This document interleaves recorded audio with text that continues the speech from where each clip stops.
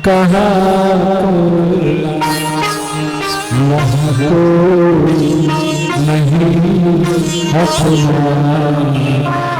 सिया कहा। तो हनुमान जी की नौवीं निधि का नाम क्या है भैया? वर्चस्व, मतलब प्रभाव उत्पन्न हो जाना, प्रभाव स्थापित हो जाना। पर प्रभाव उसी का स्थापित होगा जो सरल होगा, सहज होगा। पानी को देखो, दूध में मिलाओ तो दूध बन जाती है, और दही में मिला दो तो पतली वाली दही बन जाती है, और रंग में मिला दो तो रंग को बढ़ा देती है। गिलास में रखो तो गिलास जैसा, बाल्टी में रखो बाल्टी जैसा। ये सहजता, सरलता, जो लोग सहज होंगे वो कहीं भी फिट हो जाएगा। क्योंकि अकड़ तो मुर्दों की पहचान होती है, और झुकते रही जहां। ध्यान दें, सहजता, सरलता ना चाहते हुए भी सबके चित्त को अपने तरफ आकर्षित कर लेती है। और ये सहजता, सबके साथ सहज और सरल रहना ही भगवान की नवमी भक्ति है। गोस्वामी तुलसीदास जी कहते हैं कि नवमा सरल सब छल ही ना, सबके साथ निश्चल स्वभाव से रह रहा है। क्यों? क्योंकि मम भरोसा, उसको किसका भरोसा है? मम्मी पापा चाचा चाची काका ताऊ नहीं है, किसका भरोसा? इसका एक भरोसे, एक आस विश्वास, और एक प्यास रघुनाथ की, चातक तुलसीदास। एक अहम द्वितीय नास्ति। और यकीन मानिए, जिसकी निष्ठा इष्ट में, आराध्य में और सद्गुरु में प्रबल होती है, जिसकी निष्ठा इष्ट में, आराध्य में और सद्गुरु में प्रबल होती है, उसके जीवन में होने वाले अनिष्ट पहले ही नष्ट हो जाते हैं। और जिसकी निष्ठा इष्ट में कमजोर होती है, उसका अनिष्ट कोई रोक भी।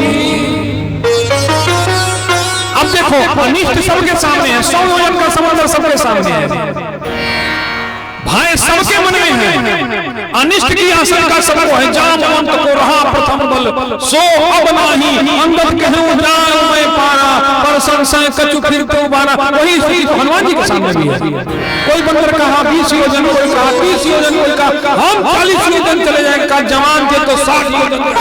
अरे 60 योजन 30 योजन से समुद्र पार जाओगे? समुद्र की मियाद है 100 योजन। अब तो कोई 101 का उड़ा मारने वाला हो तब न जाएगा। हनुमान जी का इष्ट में विश्वास दृढ़ है, और विश्वास दृढ़ है, इसलिए हनुमान जी के जीवन में कभी भी अनिष्ट नहीं आता। इसीलिए तो हनुमान जी को कहा गया है मनोजवम मारुततुल्य वेगम जितेन्द्रियम बुद्धिमतां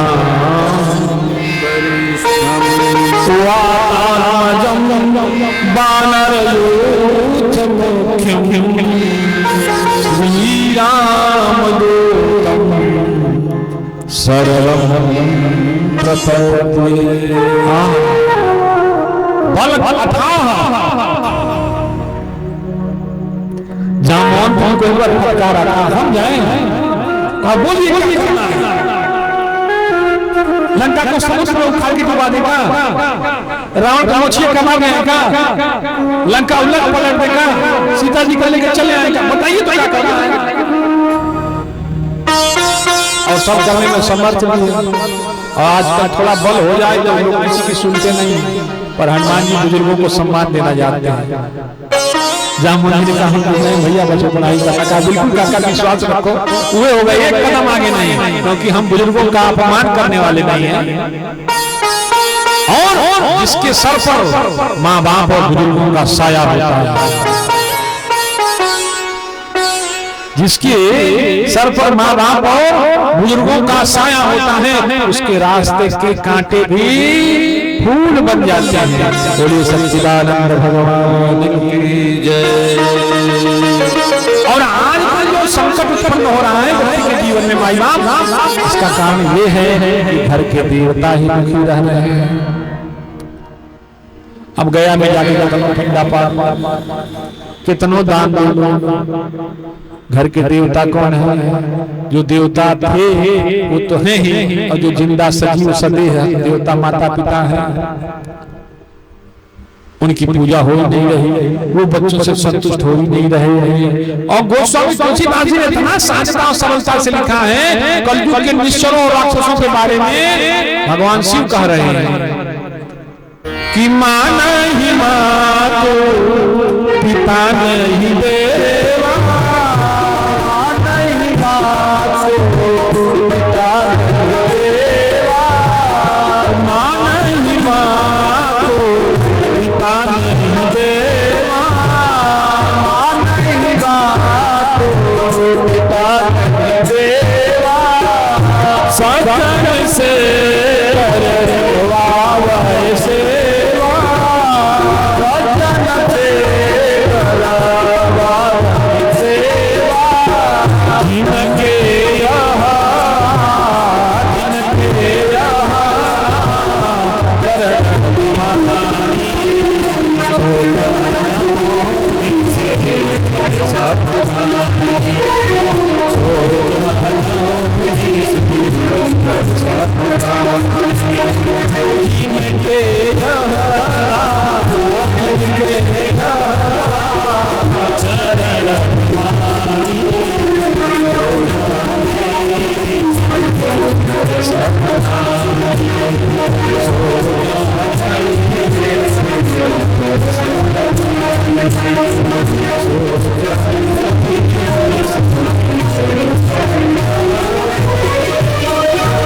माता पिता का देवता जो तुम्हारी सारी जरूरतों को पूरा करता है,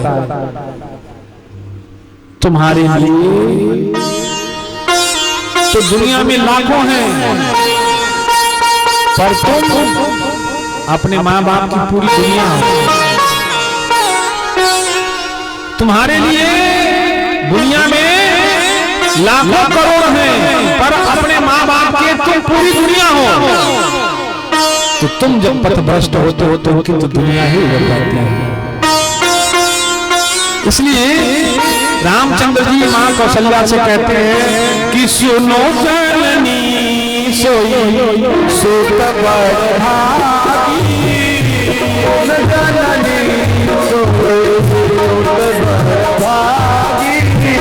सुनो जननी सोई सुत बड़भागी,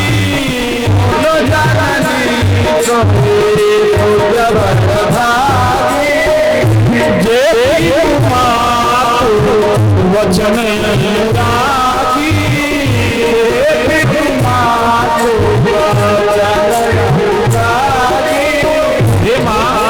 उस पुत्र का परम सौभाग्य है जिसका माता पिता के वचनों में निष्ठा और परम अनुराग है।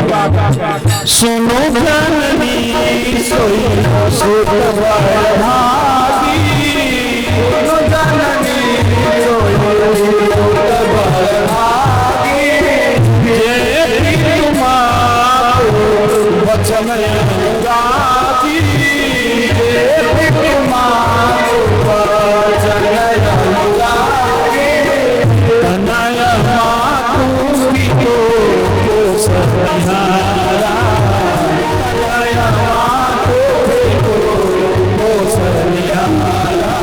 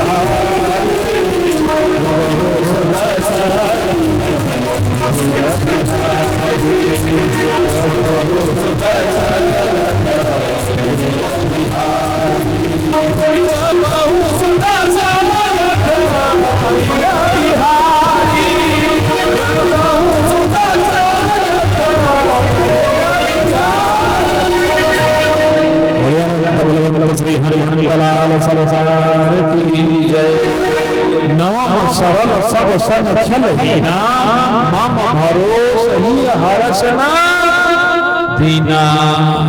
माता पिता पर ही भरोसा नहीं है, जिन कहारों पर किया विश्वास डोली सौंप कर, आज वही हो गए गद्दार। बोलो क्या क्या, क्या?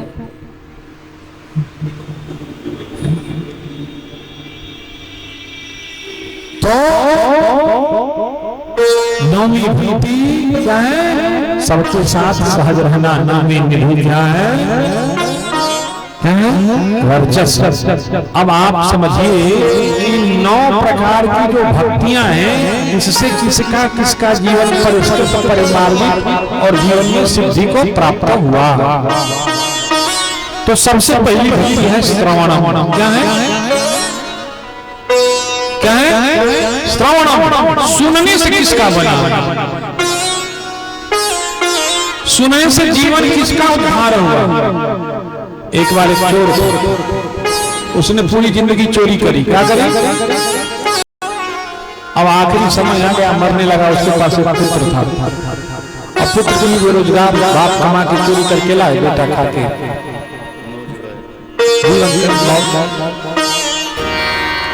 अब आखिरी सांस आई तो चिंता पिता को सताने लगी। कहा बेटा इधर आओ, पूरी जिंदगी तो हम चोरी करते रहे, कुछ अच्छा किए नहीं और कुछ और कर्म का हमको अनुभव है नहीं, चोरी करना ही आता है, एक गुण जिंदगी जीने के लिए काफी है। तो हमारे पास और कुछ नहीं, तो हमको गुरु मान लो, तुमको चोरी करना सिखा देता है। अब बेटा भी क्या करे, बेरोजगार आदमी, परिवार चलाना। तो बाबूजी के पास आया, पिताजी ने उसके कान में फूंक दिया मंत्र, कहा ध्यान रखो, चोरी करना, चोरी करना, पर चोरी करते हुए अगर पकड़ भी गए ना तो अपराध स्वीकार मत करना, क्योंकि जब तक अपराधी स्वीकार नहीं करेगा तब तक उसको सजा नहीं दी जा सकती। और इतना कहते कहते पिता का शरीर पूरा। अब पिता का अंत्येष्टि कर्म हुआ तो बेटे को भूख सताने लगी। अब तो कहीं ना कहीं डाका चोरी करना है, तो छटपटाहट में कहीं भी राजा बनने के लिए उसने राजा के महल में ही सेंध मार दिया, चोरी कर भी लिया। पर दुर्भाग्यवश महल से निकलते वक्त सैनिकों की आंखें खुल गई और सैनिक लपक के उसके पीछे दौड़ पड़े। अब अपनी जान बचाने के लिए बहुत तेजी से महल से छलांग लगा के भागने लगा। सामने ऐसे ही कहीं पंडाल लगा हुआ था और भगवान की कथा चल रही थी। इसके पिता ने इसको 2 बातें बताई थी, एक चोरी करने के बाद अपराध स्वीकार मत करना, और दूसरा कभी साधु संगत मत करना। जहाँ सत्संग हो रहा हो वहां कम ही मत जाना, नहीं तो धन दान तुम्हारा चौपट। लोग कहेंगे चोरी खराब काम है, छोड़ दो। अब पिता रहा नहीं, चोरी कर लिया, सिपाही पीछे पड़े हैं, जान बचाना है, ज्यादा दूर तक भाग नहीं सकता, तो देखा कि पंडाल में भी नहीं, उसी में जाके बैठ गया। अब पिता की बात याद आई कि चोरी करना मत, करते हुए अगर कोई देख ले तो अपराध स्वीकार मत करना, कभी साधु संगत मत करना, सत्संग मत सुनना। अब सत्संग नहीं सुनेंगे कैसे? यहाँ तो सत्संग हो रहा है, तो कान में अंगुली डाली। अब कान में अंगुली डाल लिया, तब तक सिपाही आ गया। तो कथा कहने वाले महात्मा सोचे कुछ भगदड़ हुआ है, तो ठीक है जनता को मगन कराया जाए, तो कीर्तन करने लगे। अब सब लोग कीर्तन करने लगे और चोर कान में। तो सिपाही कहा कि कोई यहाँ आया है, तो देखा कि भाई हम ही कान में अंगुली डाले हैं, सब लोग कीर्तन मत कर रहे हैं, ताली बजा रहे हैं। तो वो भी कान में से अंगुली निकाल के कीर्तन करने लगा। अब इसके कान में भगवान का कुछ नाम गया।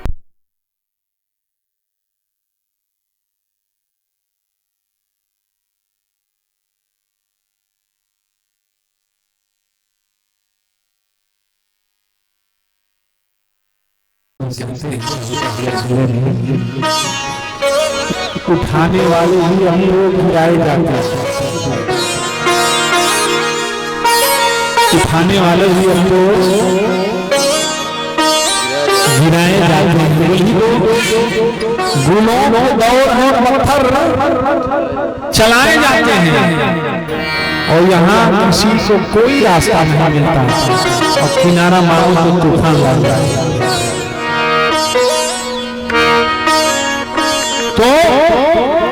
चोर ने क्या किया, कीर्तन चालू कर दिया, कीर्तन चालू कर दिया तो कान तो खाली। अब महात्मा ने देखा कि ओ तो 2 सिपाही घूमने आए थे, तो कीर्तन बंद करके कहा कि देखो देवी देवताओं और भूत प्रेतों की कोई परछाई नहीं होती और सत्संग से सबके जीवन का भला होता है। इतना कहना था कि उसने फिर कान में डाल लिया। पर ये 2 बातें उसके कान में चली गई। क्या देवी देवता और भूत प्रेतों की परछाई नहीं होती और सत्संग से किसी भी प्राणी का जीवन क्या हो जाता है, परस्पर परिमार्जित और शुद्ध और पवित्र हो जाता है। ये 2 बातें उसके कान में चली गई। अभी लोगों से पूछा कोई आए, तो सबने इशारा कर दिया यही आया। पकड़ के इसको राजा के सिपाही ले गए, कारागार में कैद कर दिए। सिपाही बार बार पूछते, क्योंकि उन दिनों ये नियम था कि जब तक अपराधी अपराध स्वीकार न कर ले तब तक उसको सजा नहीं दी जाती थी, प्रताड़ित नहीं किया जाता। बहुत डराया धमकाया सैनिकों ने, पर उसने पिताजी के वचन पर अमल किया। कहा नहीं सरकार, हम कोई नहीं किया, हम झूठा ही फंसा रहे हैं। कई माल कहाँ से आया तुम्हारे पास? कहा उसी में से कीर्तनवा करने वाले में से कोई रहा होगा, हमारे पास रख दिया होगा। तो राजा ने बहुरूपिया पकड़ा गुप्तचर को और कहा भेष बदल के इसकी परीक्षा लो ताकि सत्य सामने आ जाए। तो ये चोर बदमाश जो हैं वो किसकी पूजा करते हैं? भद्रकाली माता की। तो वो जो बहुरूपिया था वो माँ भद्रकाली का स्वरूप बना करके और मध्य रात्रि में जेल के अंदर प्रविष्ट हुआ। पहले से पूर्व प्लानिंग की तरह जैसे जेल का दरवाजा खुला सारे सैनिक बेहोश होकर गिर गए या गिरने का अभिनय करके आंखें बंद कर लिए।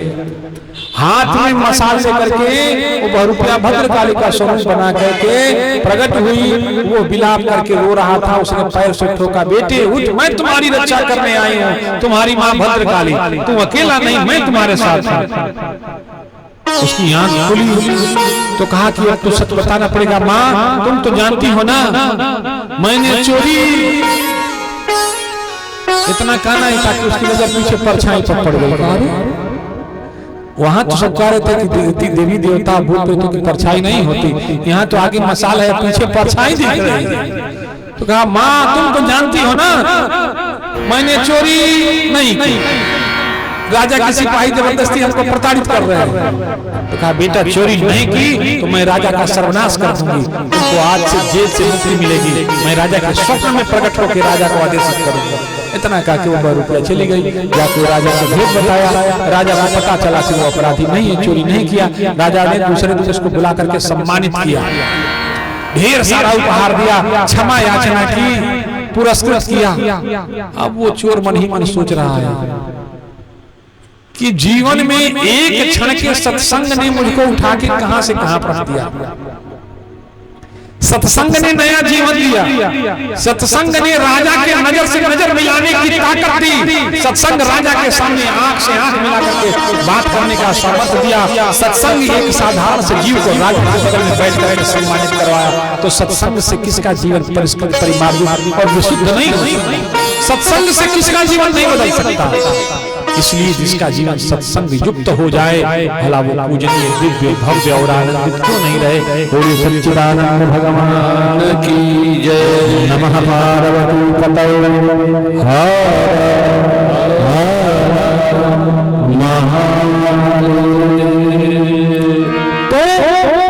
परिस्थितियां एक ही हैं, सागर पार जाना है, सब खड़े हैं, अनुभवी जामवंत भी हैं और युवा अंगद भी हैं, पर सबको अपनी चिंता है।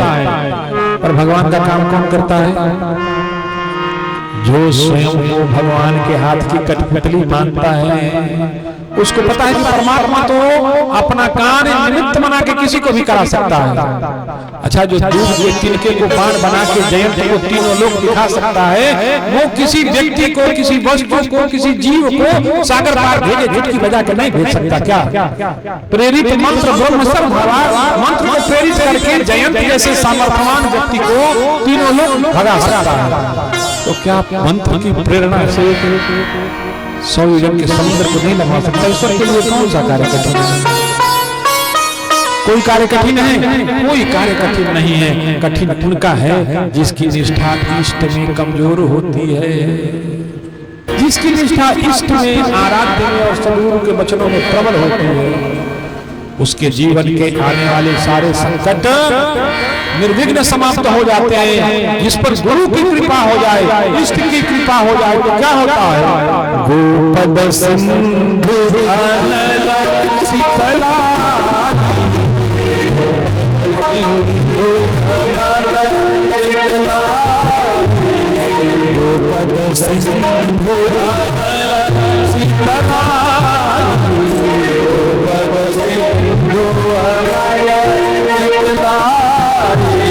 गरल सुधार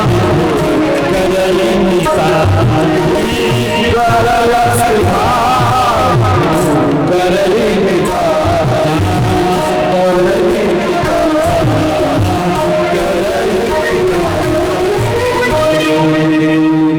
गुरु अनुकूल हो, इष्ट अनुकूल हो तो सिंधु गाय के खूर से जो बना गड्ढा है उसमें उत्पन्न जो जल है उसके समान छोटा हो जाता है।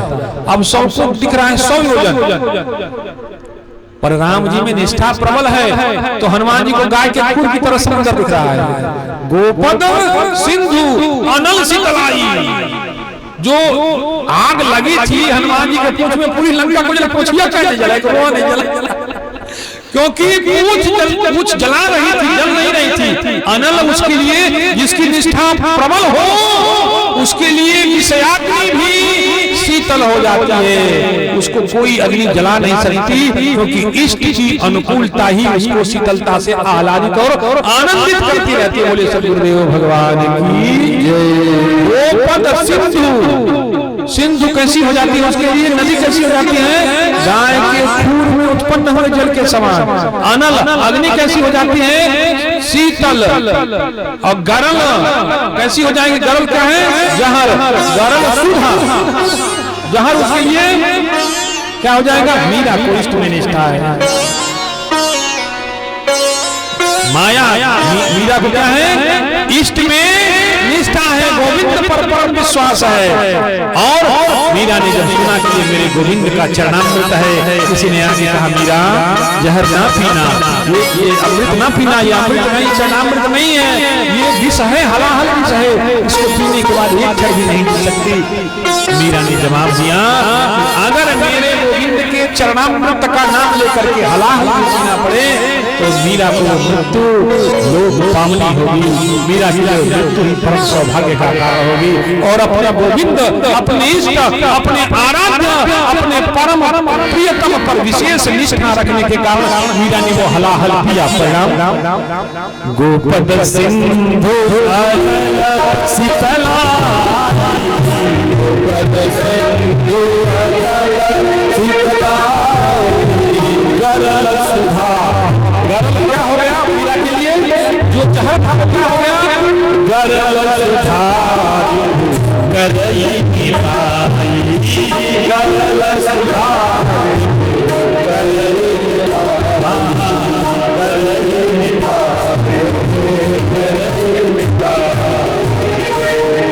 उसके शत्रु भी इष्ट जिसका अनुकूल हो, शत्रु भी उससे क्या कर लेते हैं? मित्रता कर लेते हैं। पर कब?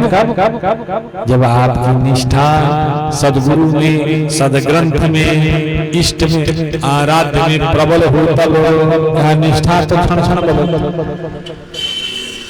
क्षणे रुष्टा, क्षणे तुष्टा, रुष्टा तुष्टा, क्षणे क्षणे। अभी लच्छीदाना लड्डू बंदल खाई, थोड़ी देर में गुलाब जामुन का भागे लगे, रसगुल्ला का भागे लगे।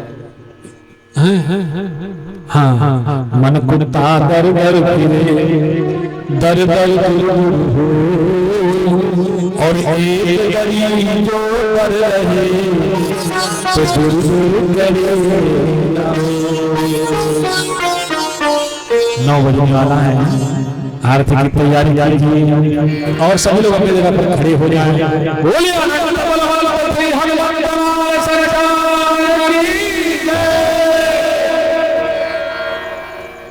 मनोजम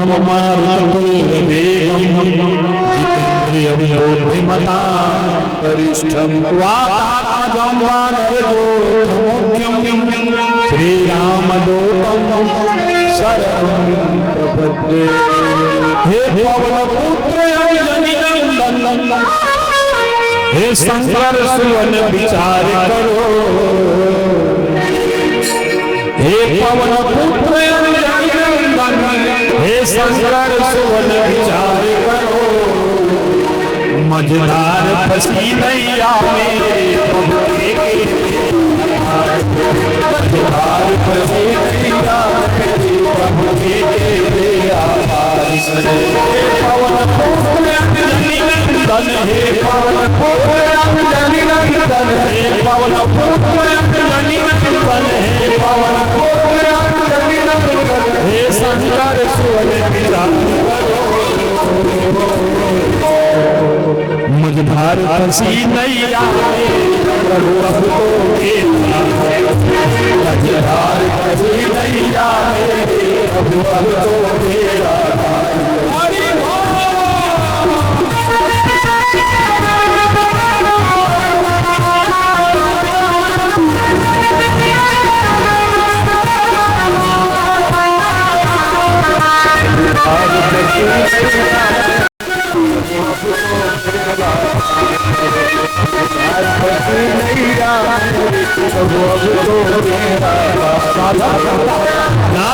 कहने लायक तो नहीं हो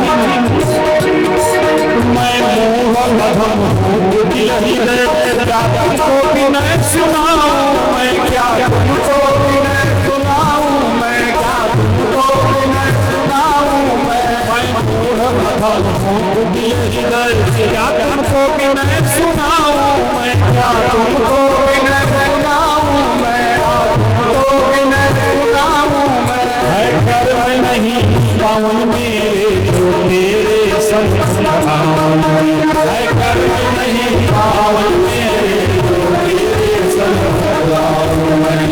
घर में नहीं पावन मेरे जो तेरे संग सदाऊं मैं। हे करुणा कर हे दया सिंधु, हे करुणा कर हे दया सिंधु। भजरंगी विषय विहारी हरो, भजरंगी विषय विहारी हरो। हे पवन पुत्र अंजनी शंकर सुवन विचार करो। हे पवन पुत्र अंजनी नंदन, हे शंकर सुवन विचार करो। हरि बोल।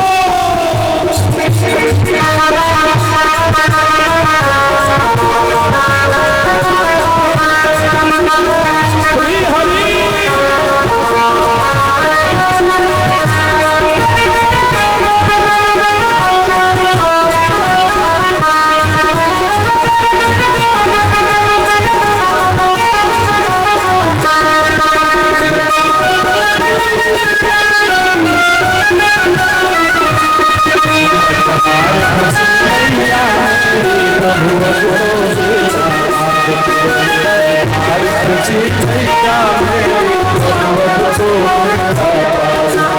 जब सरसरी बाण लगी लक्ष्मण को घोर निराशा छाई थी, घोर निराशा छाई थी, चहुर निराशा छाई थी, चहुर निराशा छाई थी। जब सरसरी बाण लगी लक्ष्मण को घोर निराशा छाई थी, चहुर निराशा छाई थी, चहुर निराशा छाई थी। सजीवन लाए थे लक्ष्मण के प्राण बचाए थे, सजीवन लाए थे लक्ष्मण के प्राण बचाए।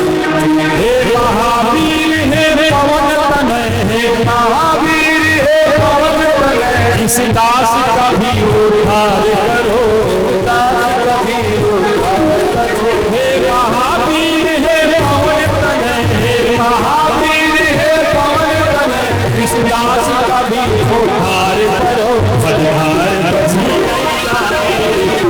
अब तो मेरा भार करो, बलिहार प्रभु अब तो मेरा भार करो। बजरंग बली तेरी दर्शन करो। हरि बोल।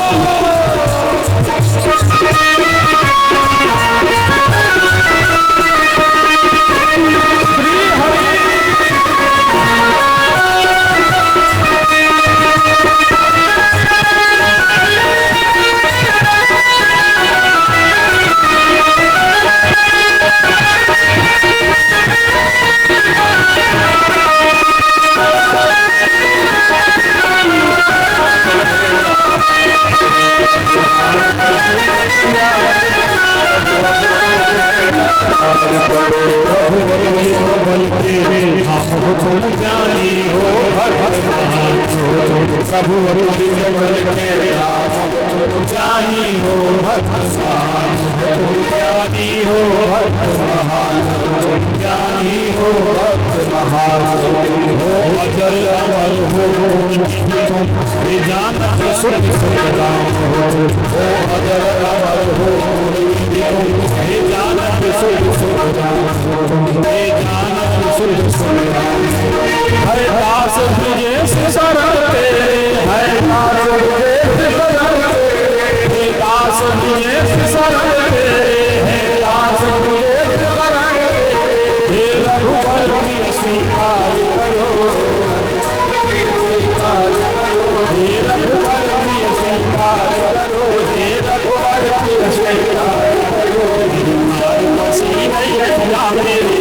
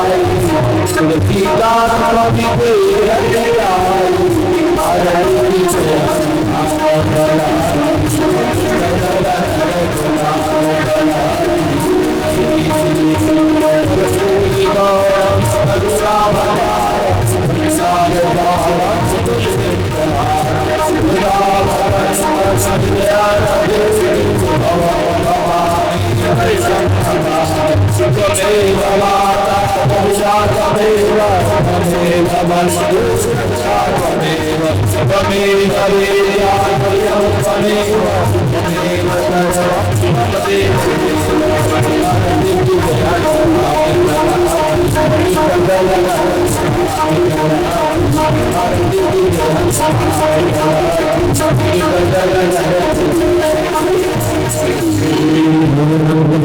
श्री हनुमंतलाल सरकार सत्य सनातन रामचंद्र भगवान की राधा कृष्णचंद्र भगवान की महादेव की जय श्री विहारीश्वर सरकार की पार्वती